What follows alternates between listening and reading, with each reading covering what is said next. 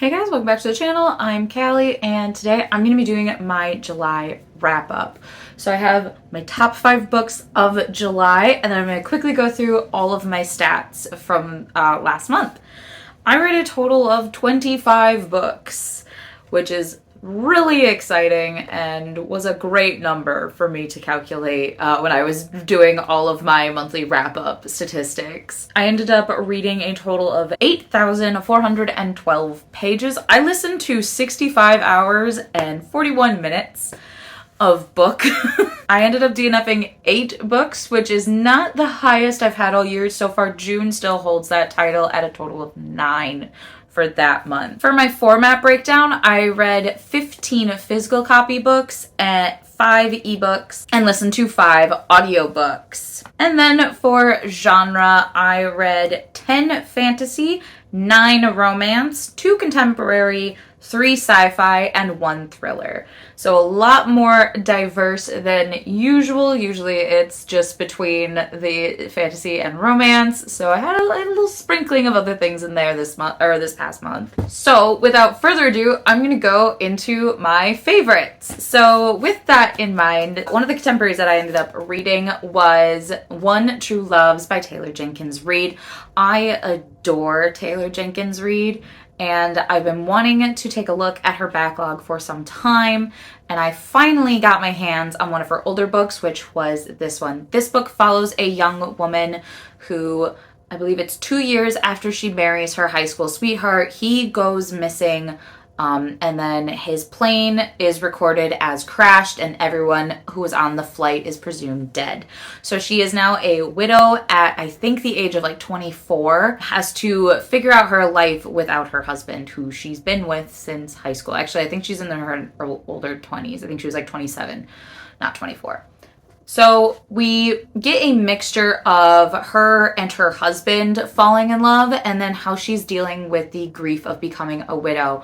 And she starts to fall in love with a different guy from high school who just sort of pops back into her life, and we watch her have this moral dilemma of, is it okay to fall back in love? Is it okay to go out and date? And we watch her go through this, and then about halfway through the book, I'd say the big twist, which is not really a twist, it's on the back of the book, her husband is found alive. He has been stranded on an island, essentially, trying to figure out a way to get back to her. And she has to figure out how to go about this, because she is still technically married to this man, and she grieved for him for years.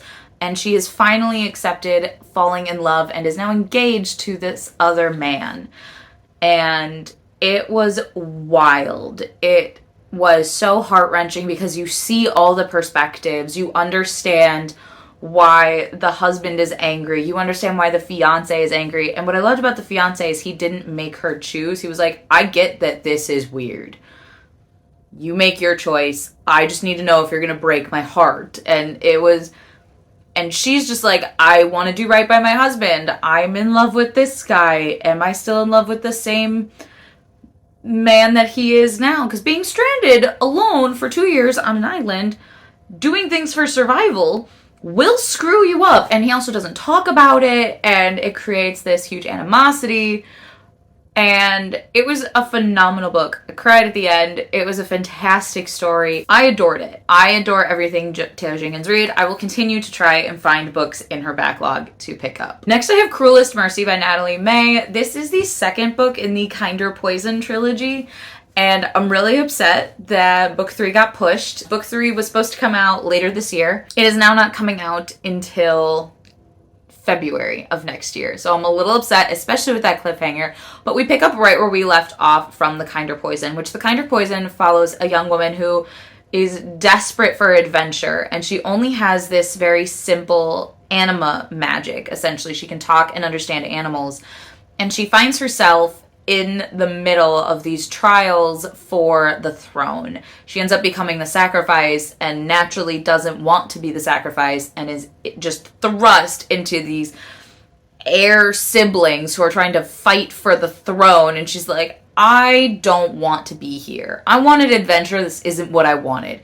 And that energy continues in this book. It is so well done. I love the push and pull of all the characters. They are really fun. Our main female protagonist is witty. She's smart. She knows her worth, which is really interesting. And especially from how we're introduced to her as being of a lesser magic. She has a couple of moments throughout the story where she's like, my magic's just this, but I'm still awesome. And I really like that about her. She's a badass, and she gets even more badass throughout this. We have more competition, more trials within this story, and there are even trials going against her, which is really interesting.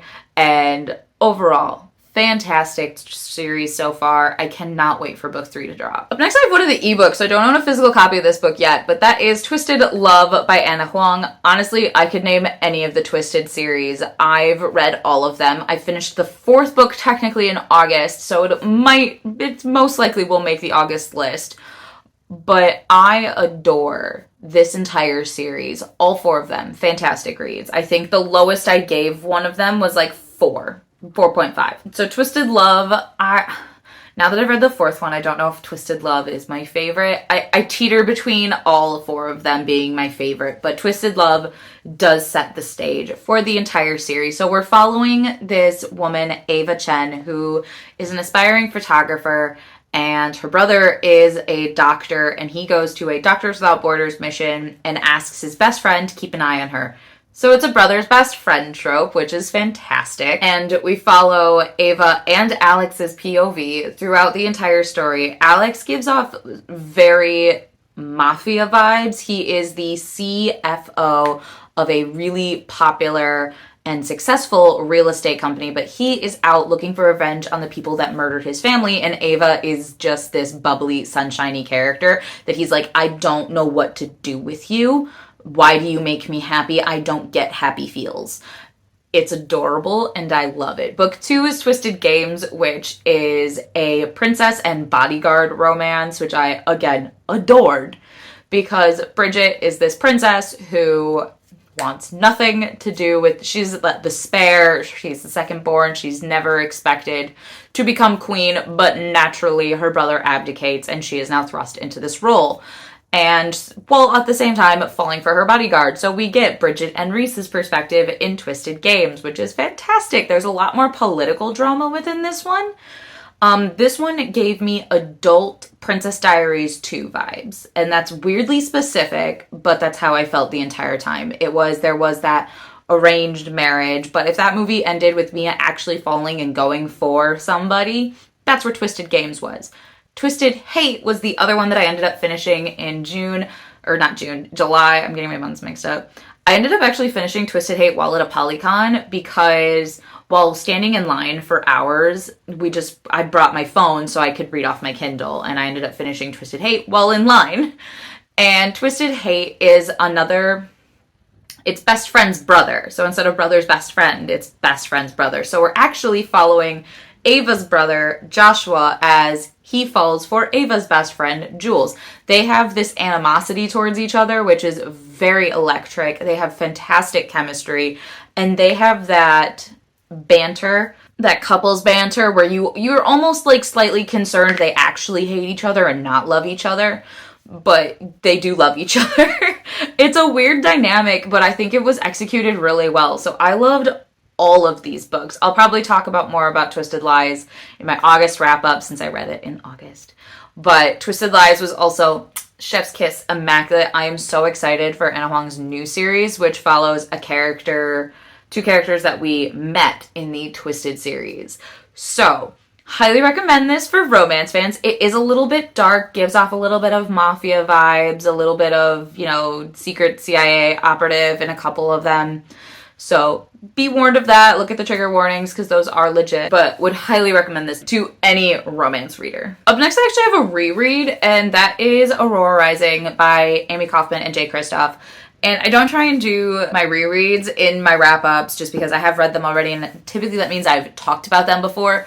But I want to talk about this series again because this series is so good, and I feel like I don't hear enough about it anywhere. It is a fantastic sci-fi. We're following this ragtag crew trying to get their shit together, and they are thrust into this mission that they never expected, following this girl, Ori, as she is a girl out of time. She was asleep in cryo for 200 years when she was pulled out by this team, and the commander of the Aurora Academy tells Squad 312 that, hey, you gotta protect her. We can't tell you why. We get every single perspective. I actually just finished this series and I was in tears. Just tears. So good. Every single book was a 5-star. I adore this series so much. So if you like sci-fi and you like the Star Trek kind of esque battle scenes with ships visiting different planets, alien races that have a hive mind, would highly recommend this series. Do not sleep on it. It is so good. The last book that I have for my favorites of July is The Wrath and the Dawn by Renee Ahdieh. I know this book has been out for some time and I'm finally getting to it, and boy, was this such a good book. Oh my goodness, I loved this book so much. This follows the 1001 Arabian Nights story of the Sultan who has a new wife every night and kills her in the morning. So we are following our main character Shazi. She has set herself up, volunteered to become the wife of the Caliph to kill him for killing her best friend. But what she doesn't expect is to slowly fall for him. Neither does our Caliph. He does not expect to be falling for Shazi. He feels that he has a duty, which you learn much later on in the story. It was built up really nicely. It's set as the main mystery of the entire book as to why he is murdering his wives, as it is a more recent development. So highly recommend this. It was so good, so magical. One of the best enemies to lovers romances I've ever read. Shazi is a spitfire and just a fantastic female main character. I adore her. So I'm obsessed. I've been reading the webcomic, which is an immaculate story. The art is fantastic. There's music in some of the episodes, which are so well done and well curated. And I'm just obsessed with this. So I'm ready to read The Rose and the Dagger. I'm a little scared with how this book ended, naturally, but I'm really excited to see how all the political aspects, the military aspects, the impending war, all of that will come hopefully to fruition in Rose and the Dagger.